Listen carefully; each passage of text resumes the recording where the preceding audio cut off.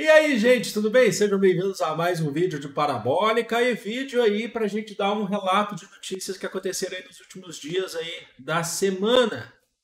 Hoje nós falaremos sobre um avanço da extrema-direita no mundo com as eleições na Itália e outras questões também, como ataque, por exemplo, na Rússia. Vamos lá então começar. Eu sou o Pedro Renó. Já se inscreve no canal, os links das minhas redes sociais estão aqui na descrição ou no primeiro comentário fixado. Vamos lá então. Olha só, nesse domingo, dia 25, a gente teve eleições na Itália e o Partido Irmãos da Itália, liderado, que foi fundado em 2012, liderado por Giorgia Meloni, consolidou-se como a maior força da extrema-direita, a maior força do país, com 26% dos votos. E é uma força de extrema-direita, na verdade, a maior vitória da extrema-direita desde o período de Mussolini, desde, na verdade, da Segunda Guerra Mundial. É um partido de orientação de origem fascista, tá bom? E por mais que a própria Giorgia Meloni ela nega em muitos casos a questão do fascismo, inclusive é controverso, porque ela diz, já disse isso em entrevista, que o fascismo é a coisa que ficou no passado. Mas ao ser perguntada se ela é antifascista, ela não responde. Mas a política dela, ou pelo menos política não, o discurso em campanha que fala por si só, tá? Independente das palavras saírem da boca dela sobre ser fascista ou não, tá bom?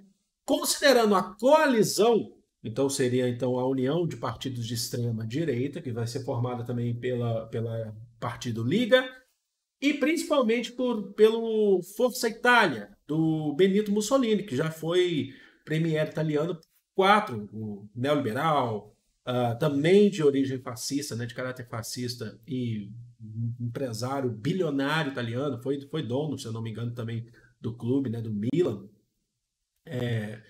O Berlusconi, inclusive foi preso também. O Berlusconi já foi premier da Itália por quatro mandatos. Considerando a coalizão, a união desses partidos, a extrema-direita então chegou aos 43% dos votos. Na verdade, ainda é um processo lá de contagem, né? Mas já se encaminha para o fim. 46% dos votos, vencendo a principal força da esquerda que estava tentando ali combater a extrema-direita, que é o Partido Democrático, que teve apenas 19% dos votos, tá bom? Como eu falei, a Giorgia vai ser a primeira mulher a liderar o governo da Itália, nascida em Florença. O que ela prometeu em campanha para levar a gente a entender essa questão desse crescimento da extrema-direita ou do fascismo? Ela falou que vai rever tratados internacionais da Itália, inclusive há um risco, sim, não tem como não dizer, sobre a questão da União Europeia. Ela sempre faz uma defesa da questão da família, aliado à questões religiosas. A Itália é um país muito católico, inclusive. Cortar impostos é uma política que geralmente a extrema-direita faz, isso aí você vê, inclusive aqui no Brasil. Para quem é um bom entendedor, já começa a compreender um discurso muito parecido com o que se já teve no Brasil, que se tem no Brasil também. Enrijecer leis para imigrantes, e aí o ponto fundamental, porque geralmente partidos extremamente conservadores ou de extrema-direita, não precisa ser extrema-direita, mas já de caráter conservador, geralmente eles gostam de rever essa questão de enriquecer leis para imigrantes, ou se eles quiserem, na verdade, acabar com a imigração em seus países. Onde que a gente já viu isso? A gente já viu isso em vários outros países, como, por exemplo, a Inglaterra, né? O Brexit, por exemplo, já adiantou isso para a gente. Países, por exemplo, como Hungria também. Assim, mas aí vem por uma questão eurocêntrica. Geralmente são políticas eurocêntricas, xenofóbicas, né? Que você percebe, que a gente percebe isso, na verdade, né? Mas que fazem parte principalmente da linguagem e da composição dos discursos de extrema direita. E também se prometeu se aproximar cada vez mais países onde a extrema-direita é crescente A recente, por exemplo, Suécia, onde o partido de orientação neonazista na Suécia, por exemplo, conseguiu grande parte das cadeiras do parlamento recentemente, né? Acho que foi na semana passada, se eu não me engano, e outros que já estavam ali, como, por exemplo, a ascensão da Hungria ou da própria Polônia. Bom, então, o próprio discurso, a própria questão da campanha já mostra isso, essa questão do nacionalismo, essa ideia de união é uma questão de corporativismo, sabe? Isso é uma política que foi pautada pelo fascismo italiano de Mussolini, a questão de crescer e formar uma grande Itália. Então, vocês percebem nesse sentido que agora a Itália vai seguir por esse processo, tá bom? Vamos lá. Agora uma outra notícia aqui para vocês também falando sobre questão até mesmo de extrema direita, mas agora não institucionalizada, tá? Não institucionalizada. Que hoje, segunda-feira, dia 26, nós tivemos, eu deixo todos os links aqui das reportagens que a gente pega aqui as informações, eu deixo aqui na descrição para vocês. Teve um atirador numa escola na Rússia, tá? Que matou 13, 14, os números ainda são imprecisos, 14 para cima, pessoas numa escola na Rússia, incluindo aí já uma boa parte de crianças, 7, 8 crianças, se eu não me engano, e várias outras que ficaram feridas, 14 crianças e mais 7 adultos que ficaram feridos.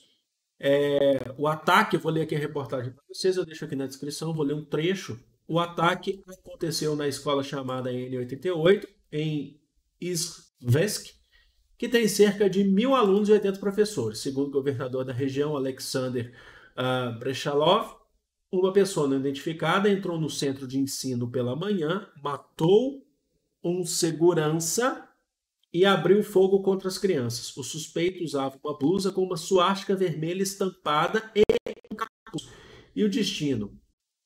Segundo o Ministério do Interior e o Comitê Investigativo, o atirador tirou a própria vida. O corpo do homem que abriu fogo foi encontrado pela polícia. De acordo com relatos, ele cometeu suicídio, disse o Ministério no Telegram.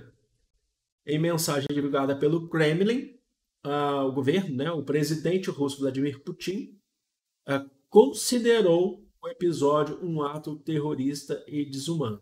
Tá?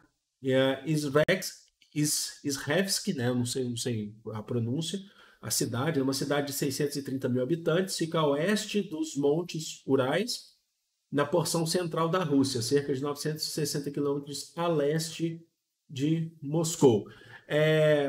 Há um pouco tempo atrás, há alguns meses atrás, quando começou esse processo de guerra da Rússia e Ucrânia, a gente falou sobre é importante destacar isso. A gente falou aqui sobre, eu fiz um vídeo, inclusive é um vídeo que é bem acessado até agora, que é um vídeo sobre neonazismo na Ucrânia. Tá? Inclusive o Putin, quando ele entrou nesse processo de guerra contra a Ucrânia, ele utilizou boa parte, na verdade, da justificativa que entraria para poder acabar com o neonazismo na Ucrânia. Tá? Eu fiz um vídeo aqui explicando sobre a questão do próprio presidente da Ucrânia, Volodymyr Zelensky.